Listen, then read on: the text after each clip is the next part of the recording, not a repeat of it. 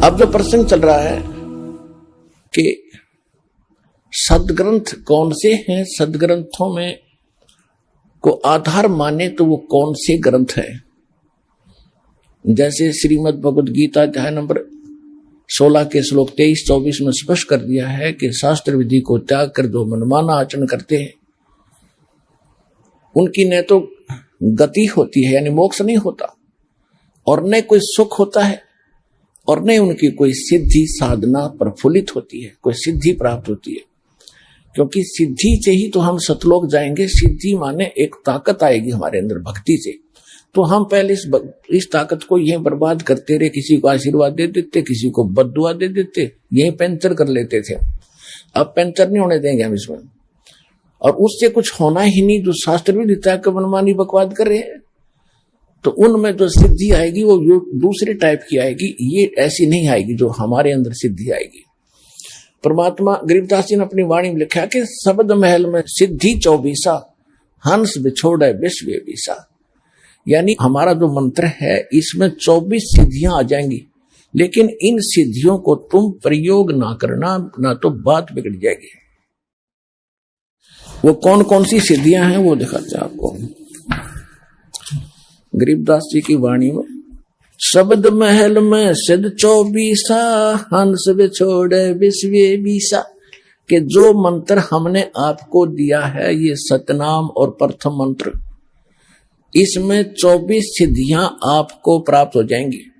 और जितने आज तक अन्य जितने भी सिद्ध हुए हैं, जैसे इनमें अष्ट सिद्धि ही इनके पास है, 8 सिद्धि होती है इनके पास, और इन 8 सिद्धियों में से किसी को 1 प्राप्त होगी, किसी को 2 प्राप्त होगी। इसी में हल्दी की गांठ पाकर पंसारी बन गई है, और हमने ये महापुरुष मान लिए। सिद्धि क्या चीज है? सिद्धि इतना काम है जैसे चींटी होती है, चींटी कीड़ी।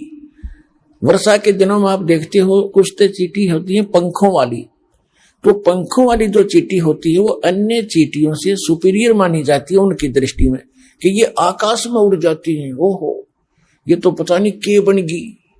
और जब वर्षा का महीना आता है, सावन के महीने में ये बाहर निकलते हैं, गर्मी अंदर गर्मी हो जाती है, तो बाहर निकलते ये फिर कहाँ, या तो दीपक पर जल कर मरती है वो उड़ कर जाने वाली, या फिर तब उस बल्लभ के चारों तरफ चक्कर काट काट के वो पंख टूट जाती है, फिर अंत में वो चींटी की चींटी रह जाती है, वो कीड़ा का कीड़ा रह गया, वो पंख सारी जड़गी। तो इसी प्रकार ये सिद्धि जिनके पास प्राप्त है, सतनाम वास्तविक मंत्र था नहीं, और अन्य साधनाओं से ने जो सिद्धियां प्राप्त की, तो उन्होंने यही उनको झाड़ दिया, उनकी पांख सी टूट जाती है। उसके बाद फिर वो जीव के जीव और फिर 84 लाख योनियों में धक्के खाते। अब गरीबदास जी क्या बताते हैं? शब्द महल में सिद्धि 24 हंस बिछोड़े विश्व बीसा। एक सिद्धि सुरदेव मिलावे, एक सिद्धि मनोवृत्ति बतावे। एक सिद्धि हो पवन स्वरूपी, एक सिद्धि हो वे अनुरूपी। एक सिद्धि निस्वासर जागे, एक सिद्धि सेवक हो आगे। एक सिद्धि सुरगापुर धावे, एक सिद्धि जो सब गट छावे। एक सिद्धि सब सागर पीवे, एक सिद्धि जो युग जीवे। एक सिद्धि जो उड़े आकाशा, एक सिद्धि परलोक कह बासा। एक सिद्धि तन कष्ट तन जारा, एक सिद्धि जो हंस नियारा। एक सिद्धि जल डूब न जाई, एक सिद्धि जल पैर न लाई। एक सिद्धि बहु चोले धारे, एक सिद्धि नीतत विचारे। एक सिद्धि पांचों तत नीरम, एक सिद्धि जो बजर शरीरम। एक सिद्धि पीवे ना खाई, एक सिद्धि जो गुप्त छिपाई। एक सिद्धि ब्रह्मांड चलावे, एक सिद्धि सब नाद मिलावे। एता खेल खिलारी खेल, सो हम हंसा प्रगट भेल। 24 को ना दिल चावे, सो हंसा शब्द अतीत कहावे। परासिद्धि पूर्ण पटरानी, सतलोक की कहूं निशानी। सतलोक सुख सागर पाया, सतगुरु भेद कबीर लखाया। परमहंस देखो परवाना, जन कहते दास गरीब दीवाना। अब क्या बताया इसमें कि शब्द महल में सिद्धि चौबीसा और हंस बिछोड़े विश्व बीसा। यह सिद्धि अनजान व्यक्ति का हाथ लागी तो इस जीव को भगवान से दूर करेगी। और जब आप और इस शब्द महल में, इस मंत्र में आप में 24 सिद्धि आ जाएंगी, लेकिन इनका दुरुपयोग शुरू कर दिया तो आपका पंचर हो जाएगा, आपकी पूंजी खत्म हो जाएगी, यहीं रह जाओगे। ना किसी को दुआ दो, ना किसी को बद दुआ दो, ना किसी को आशीर्वाद दो, किसी के सिर पे हाथ ना रखना, आशीर्वाद भरा। वैसे किसी के सिर में कष्ट है, मालिश कर दो खूब, कोई बात नहीं। और एक अपने गुरुदेव और भगवान के अतिरिक्त किसी के चरण नहीं छूना। वैसे कोई बूढ़ा बुजुर्ग बीमार बालक के पैर दुखे, खूब दबाओ, मालिश करो, वो चीज अलग है। उस भाव से नहीं, एक पूज्य भाव से नहीं, सत्कार करो, खूब नमस्कार करो, कति नतमस्तक होकर प्रणाम करो सबको, ये सत्कार है। और चरण छूना ये पूजा माता है। तो पूजा केवल एक भगवान और उसके स्वरूप यानी गुरु के अतिरिक्त हम नहीं करेंगे। तो ये कुछ मर्यादा है जो समाज से हमारी हटकर होती है, तो हमने समाज के अनुसार नहीं चलेंगे। तो वो प्रसन्न हो या ना हो, हमने परमात्मा को प्रसन्न रखना है, हमने राम राज्य करना है, भगवान खुश करना है। और जिन बातों से गुरु दुख पावे, तीन बातों को दूर भगावे, तब हंसा सतलोक जावे। तो इस तरह की कुछ है, ना किसी को बद्दुआ देना, ये भी हमारी हानि होती है, और ना किसी को दुआ देना, किसी को आशीर्वाद भी नहीं देना, तेरे न्यू हो जाएगा, फलाना हो जाएगा, ठीक हो जाएगा, ऐसा खुश रहो, ये नहीं बोलना। नमस्कार करो, प्रणाम करो, नमस्ते बोलो। राम राम कहता कोई राम राम बोल दो, क्योंकि राम क्या है, राम कौन है, उनका राम जो है सो हमारा राम तो वो है कबीर राम। और आजकल एक बीमारी, एक और नई, एक और चल पड़ी काल की व्यवस्था कि गुड मॉर्निंग बोलेंगे, गुड मॉर्निंग, गुड इवनिंग। बता, ये नहीं बोलना हमने, ना गुड इवनिंग कहना, ना गुड मॉर्निंग और ना गुड आफ्टरनून। हम या तो सिंपल कह दो, वो कहता गुड मॉर्निंग, वो कह दो जी मॉर्निंग मॉर्निंग, और या बोल दो गॉड मॉर्निंग, गुड छोड़ के गॉड बोल दो, गॉड मॉर्निंग, गॉड मॉर्निंग। अब उसका मिलता जुलता अक्षर भी हो गया, विराजी हो जाएगा। गॉड मॉर्निंग, गॉड, अभ्यास बना लो अपना ये, God morning, God afternoon, God night, यानी गॉड गिवन है ये समय। सुबह भी उसकी दया से हुई है और दोपहर तक भी हम उसकी रजा से पहुंचे हैं, और शाम हुई है तो भी गॉड मॉर्निंग, गॉड इवनिंग, भगवान की दी हुई शाम है। गुड वैसे हो जाएगी हमारे कहने से, तुम्हारे कहने से हो जाएगी, लेकिन उसकी हो जाएगी, आपकी पंचर हो जाएगा। तो इसी गलती ना करियो। जब आप कोई गाड़ी ले रखी कार, और उसमें से आप किसी दूसरे टायर में हवा भर दोगे, ना भाई मेरा भी काम बिगाड़ेगा, देखो सामने वो हवा वहां से भरवा लो जा करके। तो सतलोक आश्रम पर वाला बता दिए उनको कि वहां हवा वहां से भरवा लो, वहां जाकर।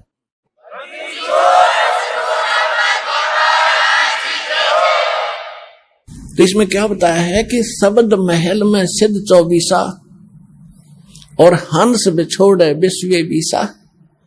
हमारे इस मंत्र में 24 सिद्धि आ जाएंगी। अब जैसे इनमें एक एक दो दो सिद्धि थी, उस समय पता नहीं हमारे लिए आज अलग भगवान बन गए थे। ये ऋषि में ऋषि क्या बताया, एक सिद्धि सुरदेव मिलावे, एक सिद्धि मनवृत्ति बतावे, एक सिद्धि हो पवन स्वरूपी, एक सिद्धि हो वे अनुरूपी, एक सिद्धि निस्वासर जागे, एक सिद्धि सेवक हो आगे। अब देखो, एक सिद्धि निस्वासर जागे, दिन रात जागे, यह सिद्धि होगी, दिन रात उसको नींद नहीं आती, बैठा रहता है। आदरणीय गीसा दास साहिब जी, गांव खेखड़ा, जिला बागपत हो गया, पहले मेरठ था। उनके एक शिष्य हुए नेकी राम जी, जो नारी वाले बोले जाते, नारी गांव के थे, वह जाट थे। तो उन्होंने आदरणीय गीसा दास साहिब जी से दीक्षा ली थी। और गीसा दास साहिब जी के पास वो मंत्र था, लेकिन उनको उन्होंने प्रथम मंत्र दिया था। वो जो प्रथम मंत्र हम आपको देते, तो नेक्की राम जी ने क्योंकि ये पिछले स्वभाव होता जीव का, पिछली प्रेरणा थी, कोई तपस्वी था, मनुष्य जीवन प्राप्त हो गया, उसकी वो ही आदत बनी रही, तो उसने वो नाम नोम छोड़कर और अपनी हठ योग से साधना शुरू कर दी, जिससे उसमें उस प्रथम मंत्र का कुछ ज्यादा जाप करने से उसमें एक सिद्धि आ गई। कौन सी सिद्धि आ गई? दिन रात वो सोए नहीं। एक गांव है यहाँ, गांव जिला सोनीपत, गोहाना से और सोनीपत रोड पर खेड़ी दमकन गांव है, वहां मेरे मामा जी का गांव है। तो दास वहां जाता था, और हमारी जो माता जी और मेरे मामा जी, नाना जी, वो सारे उस नेक्की राम के पुजारी हैं। तो उनकी स्थापना का दास को पता हुआ। अब याद आई वो बातें जब शुरू में सुना करते हम, और विशेषकर जब ये भगवान की चर्चा चलन लगी वहां जाकर, तो वो कहने लगे कि हमारे यहाँ बड़े महापुरुष हुए नेक्की राम जी। उनकी कथा बताई कि उनका हमने यहाँ बहुत बड़ा डेरा बना रखा है उन्होंने, गांव वाले ने, कि ये महात्मा यहाँ आकर बैठे थे। हमारे गांव से बाहर एक जंगल था छोटा सा बनी में, और कई दिन बैठे रहे। तो लोग गांव से इनका भोजन ले जाने लगे, श्रद्धालु पहुंच जाते हैं।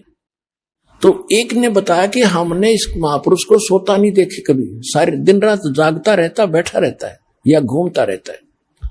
तो कईयों ने छुप छुप कर देखा, 10 दिन हो गए, 15 दिन हो गए, महीना हो गया कि भी सोता ही नहीं कभी भी।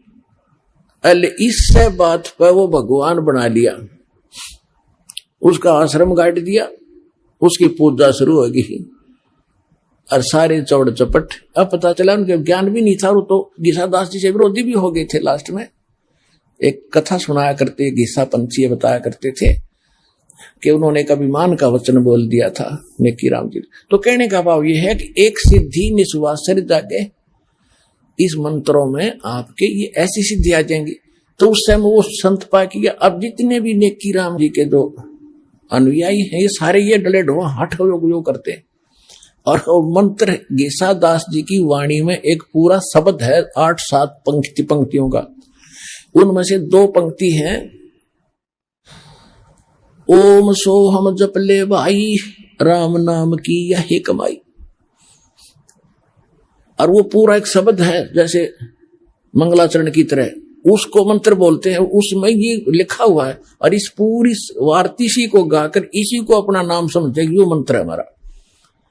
और वो कह रहे ये मंत्र जपना है। और ये गरीबदास जी कहते हैं, राम नाम जप कर थर होई, ओम सोहम मंत्र दोई। ओम सोहम जाप जपिए, योग युगतिया धूनी तपिए। तो ये गरीबदास जी ने भी कहा कि नामा छिपा ओम तारी, पीछे सोहम भेद विचारी, सार शब्द पाया जद लोई, आवागमन भवर ना होई। नामदेव जी पहले केवल एक ओम नाम का जाप करते थे। परमात्मा अपने विधान अनुसार उनसे मिले, अच्छी आत्माओं को मिलते हैं। उनको फिर दूसरे मंत्र का भेद बताया। जब उसने दोनों नाम सिमरण किए तो कहते फिर सार नाम दिया। तीसरी स्थिति में नामदेव जी को जब उनका कल्याण हुआ, नामा छिपा, वो छिपी जाति में थे नामदेव जी और महाराष्ट्र के अंदर रहने वाले थे। नामा छिपा ओम तारी, पीछे सोहम भेद विचारी, और सार शब्द पाया जद लोई, आवागमन बहुड़ ना होई।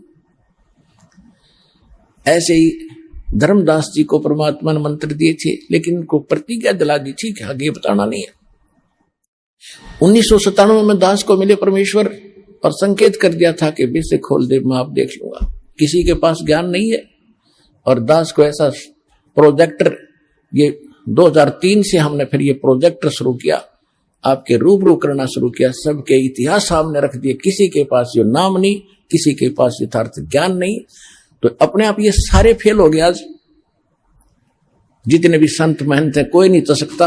और सरेआम मीडिया के अंदर इंटरनेशनल चैनल पर दास कम से कम 10-15 वर्ष से उनको ललकार रहा हूं कि आओ और चर्चा करो, कोई सामने नहीं आता क्योंकि उनके पास ज्ञान नहीं है, उनको पता चल चुका है।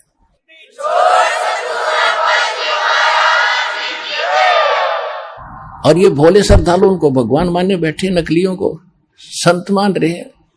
वो तो जनसाधारण की जैसे भी नहीं, जो पता लग गया भी गलती हो जाए इंसानों से, भूल लगी, भगवान के लिए संत चले हैं, भगवान के लिए श्रद्धालु उनके पीछे लगे, तो उनका कर्तव्य बनता है जब पता लग गया कि तुम्हारे बारे में कोई गलत, मेरे बारे में कोई गलत बोलता है, मैं 6 बजे देखता हूं भाई कहां मेरी त्रुटि तो नहीं है, त्रुटि नहीं है तो वो बोलता रहे, फिर थारे रूबरू करता हूं किसने ऐसे बोला, देखो ये इसका ये प्रमाण, ये गलत बोल रहा है, तो वो ना अपने शिष्यों को कोई जवाब देते। तो इसे सिद्ध है कि वो फेल हो लिए और ये श्रद्धालु एक दिन आवेंगे, क्योंकि सबको पता है कि अनमोल जन्म ऐसे बर्बाद करने का नहीं है, एक दिन ज्ञान होगा। तो अब जो प्रसंग चल रहा है उसी पर आते, एक सिद्धि निस्वा सर जागे, एक सिद्धि सेवक हो आगे, एक सिद्धि स्वर्गापुर जावे, एक सिद्धि जो सब घट छावे। एक सिद्धि ऐसी है जो स्वर्ग तक चले जाते हैं, जैसे सुखदेव ऋषि के अंदर एक सिद्धि थी आकाश में उड़ जाने की, स्वर्ग में जाने की। वो स्वर्ग में पहुंच गया तो वहां जाकर उसको पता चला कि भी गुरु बिना तो बात बने नहीं, तो पिछले संस्कार से बैटरी चार्ज है, तेरे पिछले संस्कार हो जाए। अब यह सिद्धि तुझे पूर्व जन्म से प्राप्त है, ये जिस दिन खत्म होगी उस दिन ये पंख कट जाएंगी, जीव का जीव रह जाएगा। तो तब उसकी अकल ठिकाने आई, तब उन्होंने राजा जनक से दीक्षा ली। एक सिद्धि सेवक हो आगे, एक सिद्धि स्वर्गापुर जावे, एक सिद्धि जो सब घट छावे, एक सिद्धि सब सागर पीवे, एक सिद्धि जो बहु जुग जीवे। एक सिद्धि है जो सब 7 समुद्रों को पी सकता, उस सिद्धि प्राप्त प्राणी। जैसे अगस्त ऋषि ने 7 समुद्रों को एक ही घूंट में पी लिया था। अब क्या हो गया, उसके कारण कितना प्रसिद्ध हो गया, सभी देवताओं ने, ऋषियों ने हाथ जोड़े, प्रार्थना की, महाराज यह तो बात बिगड़ जाएगी, यहाँ का वातावरण नष्ट हो जाएगा, सब पाप लग जाएगा। तो प्रार्थना करने से वापस छोड़ दी, फिर समुद्र भर गए, तो क्या हो गया, मुक्त। और परमात्मा ने सारे समेटेगा जब इकट्ठी कर दिया सेकंड में। तो वो उस मालिक के पास पराशक्ति है, पराशक्ति पूर्ण पटरानी, इन सिद्धियों की जननी है वो तो और ताकतवर है, उस मालिक के पास है। और सतलोक की कहूं निशानी, गरीबदास जी कह रहे। तो इसमें काफी वर्णन है, इसमें समय ज्यादा लग जाएगा, अब इतना ही पर्याप्त है जो संकेत समझाना था दास ने आपको। कहते हैं 24 को ना मन चावे, इन झांखे भी नहीं। देखो पुण्यात्माओं, जैसे बहुत से भगत देखे, उनकी प्रार्थनाएं भी आती हैं और वैसे भी मिलते समय भी कहते हैं जी मैंने गलती कर दी। अपने अभी बता रही थी एक बहन कि मैंने अपने भाई के नाम ले रखा था, उसने, मैंने उसको कह दिया कि तू ठीक हो जा, तेरी बीमारी मेरे लग जा, वह ठीक होगी मेरे लगी। हम फिर ये पंगा क्यों मोल लो तुम। तो कहने का भाव ये है, ये गलतियां करनी छोड़ दो, दिक्कत हो जाएगी, क्योंकि भक्ति करो तो ढंग से करो। अब इसको तो हम इतना सस्ता मान रहे हैं, इब तू अपनी भतीजी ने दे देना 20 लाख रुपये, दे के दिखा, चोरने भी ना दे, और दे तो वही वापिस दे दिए मेरे। उस धन का आपको पता है, इस धन का आपको पता ही नहीं कितना कीमत आपको कहां आवश्यकता पड़ेगी। तो इसलिए ये सारा कुछ ज्ञान देकर आपको सतर्क किया जा रहा है कि कहां आप फाउल होते हैं, कहां आप मार खाते हो, और कौन सा धन कितना कीमती आपका है, और इसको आपने कैसे सुरक्षित रखना है ताकि मोक्ष आपको प्राप्त हो सके। आज का जो प्रसंग चल रहा था वहां तो स्टार्ट भी नहीं हो पाया दास। आज का सत्संग प्रारंभ यहां से हुआ था कि परमात्मा पाने के लिए हमने अपने सदग्रंथों को ही आधार बनाना है। और सदग्रंथ कौन से हैं? श्रीमद् भगवत गीता और पवित्र चारों वेद, और जो ज्ञान परमात्मा स्वयं आकर अपने मुख कमल से बोलता है। श्रीमद् भगवत गीता अध्याय नंबर 4 के श्लोक नंबर 32 में कहा है कि इन यज्ञ धार्मिक अनुष्ठानों की विस्तार के साथ जो जानकारी, यज्ञों की, यज्ञ माने धार्मिक अनुष्ठानों की विस्तार के साथ जानकारी सच्चिदानंद घन ब्रह्म के मुख कमल से बोली हुई वाणी में, सच्चिदानंद घन ब्रह्म की वाणी में कही गई है विस्तार के साथ। और उसको जानने के बाद सभी कर्मों से मुक्त हो जाएगा। उसको तत्व ज्ञान कहते हैं, जो भगवान स्वयं आकर बताता। चौथे जाके 34वें श्लोक में कहा कि उस तत्व ज्ञान को जो सच्चिदानंद घन पूर्ण परमात्मा स्वयं आकर बताता है, उसको तू किसी तत्वदर्शी संत के पास जाकर समझ, उनको दंडवत प्रणाम करने से। केवल वही संत एक दंडवत प्रणाम का अधिकारी बताया है गीता में कि जो तत्वदर्शी है। अन्यथा अपने विषय में गीता ज्ञानदाता 18वें अध्याय के 65वें श्लोक में कहता, मुझे नमस्कार कर, मेरा भगत बन, मेरी भक्ति करेगा तो मुझे ही प्राप्त होगा। और तत्वदर्शी संत के लिए कहा कि उसको दंडवत प्रणाम करने से और कपट छोड़कर सरलता पूर्वक प्रसन्न करने से वह तत्वदर्शी संत तुझे उस परमात्म तत्व का यानी तत्व ज्ञान का ज्ञान कराएंगे। तो वो तत्व ज्ञान जिससे मोक्ष होगा वो कंप्लीट कोर्स है। और श्रीमद् भगवद गीता और पवित्र वेद, पवित्र कुरान, पवित्र पुराण, ये पवित्र बाइबल, ये इनकम्प्लीट नॉलेज है। Complete knowledge God given spiritual knowledge, तत्व ज्ञान, वो उससे मोक्ष होगा, वो असली शास्त्र है। और उसमें से वेद भी मेल खाते हैं, गीता भी मेल खाती है, और उनमें जो ज्ञान नहीं है वो ज्ञान भी उसके अंदर है, तत्व ज्ञान के। तो उससे मोक्ष होगा। आज का सत्संग ये था, और वो ज्ञान भगवान ही देता है। दूसरा प्रसंग ये चला था कि किसने देखा भगवान, तो जिन्होंने भगवान देखा उनका आपके सामने इतिहास बताया, पवित्र कथा बताई उनकी कि इन महापुरुषों ने भगवान देखा। और ये जो ज्ञान दास आपको दे रहा है ये गॉड गिवन है, ये किसी डूम भाट के गीत नहीं है कि किसी ने रोजी रोटी के लिए अपना दंत कथा बना के बकवाद कर रखी हो। 1400 एकड़ का जमीन का मालिक था, गरीबदास किसान था, गांव छुड़ानी का, कोई भाट भिखारी नहीं था कि किसी कारण से वैसे ही अपने रोजी रोटी के लिए इन घट दी होगी कहानी। ये गॉड गिवन स्पिरिचुअल नॉलेज है। तो मन को विश्वास दिलाने के लिए इन प्रमाणों की इसलिए आवश्यकता है ताकि आपको दृढ़ता आवे और भगवान के मार्ग पर आप दृढ़ रहो, आपका मोक्ष हो जाएगा। तो वो ज्ञान इस दास के पास प्राप्त है, इस विश्व में किसी के पास नहीं है। अपना कल्याण करो।